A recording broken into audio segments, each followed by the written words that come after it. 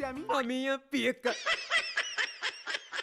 É complicado. Nem mesmo morto eu tenho sossego nessa bagaça. Seu velhote, por que você não para de reclamar e aproveita que tá de volta? Mas quem disse que eu queria voltar, caramba? Tava tranquilão no paraíso, fumando meu cachivinho da paz. Pois é, rapaz, eu também não queria voltar, não. Ué, por que não? Viver é trabalho demais, cara. Mas você tinha obrigações como Hokage? Ah, não fode, eu morri salvando a vila. Mas e quanto a seu filhinho? Ele ficou em boas mãos, deixei o cara que eu mais confiava cuidando dele. Sabe de nada, inocente. Orochimaru, cala sua boca. Escuta, Minatinho, seu filhinho, ele cresceu na merda. Caô. Papo reto, o velho criou ele à base de miojo e água de torneira. Isso é verdade, velhote. Mas é claro que não. Às vezes dava com a vida também. Mas que filho da p...